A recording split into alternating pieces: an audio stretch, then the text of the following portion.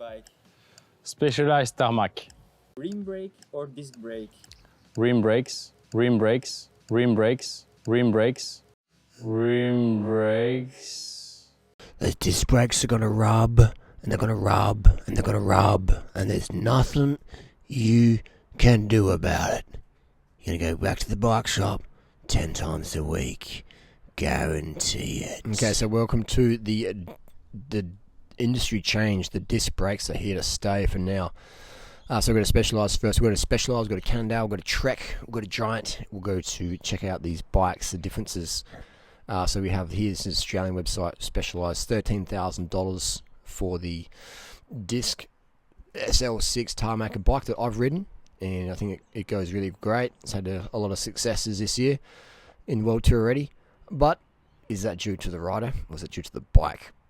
I would say it's definitely due to the rider, because the races they're doing aren't really disc brake advantages. There's no advantage for pros on disc brakes. So Specialized have a $13,000 bike, a disc. The top of the range price-wise is the Venge E-Tap, 15 grand bike. And I've had a chance to ride one of these, and it's a nice bike, but for me, the fastest bike Specialized make is still the SL6 S-Works tarmac rim brake. This bike here, it is super lightweight. It just feels fast. There's no rubbing brake pads. And again, the disc brake bikes are nice. If you live in the wet climate, then I 100% agree. A disc brake bike is going to be better for you. If you live in England and you're riding in the rain and doing the Audax riders in the rain and all that stuff, then yeah, gravel riding, adventure riding, hands down, disc brake bike, not a doubt. But the argument is for top level, pro level riding, or if you go for your own PR on certain climbs, then in my experience, not my opinion, but in my experience, is that professional riders don't choose disc brake bikes if they have the option. Specialized, Peter Sagan doesn't have the option. He's paid to ride disc. The whole team, there's no option for them this year. Same with BMC, etc. Some of the Canyon teams as well. There's no option there. So that is the deal. So if you want discs for wet weather, commuter bike, e-bike, I agree, 100%. There's no doubt about it. But we're talking performance here, pure performance. Then rim brake bike in dry conditions is going to be better. And most of us ride in the dry. I ride in the wet, and if I ride in the wet, I do take my disc bike out because it does have better braking. There's no doubt about it. Let's go to Giant. So I've got this bike here, and I've also got this bike here. So this was the top of the range. They're totally different bikes, same geometry, but they ride totally different because of the disc brakes. This one here feels so fast. It's incredible. It's an incredibly aggressive bike. Even though it's advertised as a comfort bike, in my opinion, it's not. It's a fucking full-blown hill killer, Paris-Roubaix winner. It's an aggressive bike. It's a super lightweight frame, super lightweight wheels.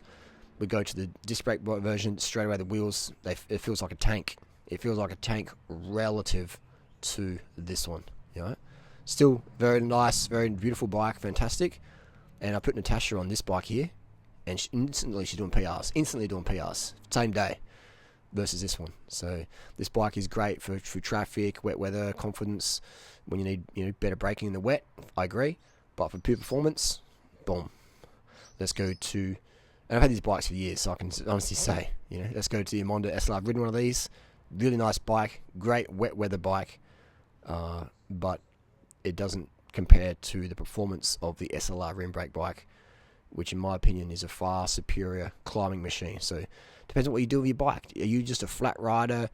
Are you an Uber Eats rider? Do you want disc brake bikes for the wet weather? Then yeah, disc brake bikes for sure. I agree. Disc brakes, they're fantastic in the wet. But if you're pure performance, if maybe you've got an old Trek and you're like, I want to update and get something better for climbing, then stick with your rim brake bike. Don't get a disc brake bike for climbing, because it will be slower relative to your rim brake option.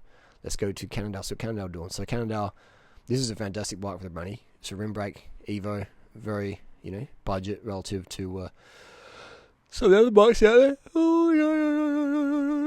So this is probably the fastest bike Cannondale's make. And then you have the Super 6 Evo. But then again, you see all the pro riders as well. When it matters, when the race really matters, you see them on the rim brake, don't you? Let's see what Cannondale marketing says though. So what they've done here is they've put the hierarchy of the System 6 above the C. They put that up there. So let's look at the System 6, which I think,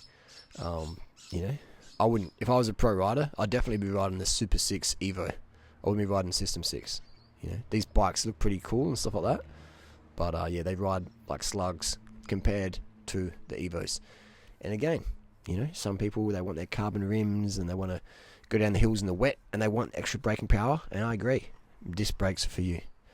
Disc brakes are for you. They're just, you know, they're much safer. So many carbon rims in the wet, clinches, pretty fucking dangerous, really, to be honest. And that's why the bike industry's brought it out, because a lot of people are cooking their rims in the long descents. They don't know how to use their brakes properly. They're grabbing the brakes too long, too hard, and they're not letting the rims cool off. And also, it's more profit for a bicycle company to put out a disc wheel. Why is that? Because the brake track requires a lot of ceramic powders and special ingredients and lacquers and liquors and research. But whereas a disc rim, it's just a hook. You have to there's no heat there. There's no worries about heat. So the heat, that's why these Chinese rims cost so much, because there's not much R&D going on there. $50-100 a carbon rim, but their safety, you know, is questionable. And again, some of the top end rims can explode. Look at the Envy rims out there. So anything can explode if you don't, you know, look after it properly. But it is cheaper for manufacturers to produce disc brake bikes. Is hands down way cheaper. So they're like, we can make more profit, and it's something new. You know, and I see it all on the Facebook Market Exchange. So many deals out there now. Rim brake bikes are worth nothing. They're worth nothing now. It's incredible. So for the rim lovers like me out there, then it's good. For the rim people out there, it's a big change of industry right now. Big change of industry. It's very, very interesting. So there you go. Why don't the pros choose disc brake bikes when they have a choice? Because they're heavier, they're slower, and they're not as fast for wheel changes. And here's the thing: pros don't need disc brakes. Here's a quote from one of the pros, one of the best downhillers. You don't need disc brakes. You don't need brakes as a pro rider, even in the wet. Pros are pros because they have mutant level skills on the downhills. You ain't going to be a pro rider if you're scared of crashing. You know, you ain't going to be a pro rider if you worry about brakes, because pro riders don't really care about brakes too much. And as long as they sort of half work, that's good enough for a pro, not a wannabe pro, a real pro, a World Tour pro, winning big races. Think Peter Sagan needs disc brakes? That's just marketing hype. Buy into it if you want, but if you're a rim lover, then understand that is the preferred choice by Chris Froome and what's his face, the new durianrider. You know, all these hitters, man. They're the ones who have a choice are choosing rim every time. So if you live in the wet, repeat myself again. If you live in the wet, go disc. If you live in the dry, if you ride in the dry, stick with rim and learn how to use your brakes if you're worried about exploding carbon rims. Or better yet, just go alloy. These alloy wheels on these Giant, fucking incredible. They're very cheap, very lightweight. These rims are lighter than most disc brake bikes out there.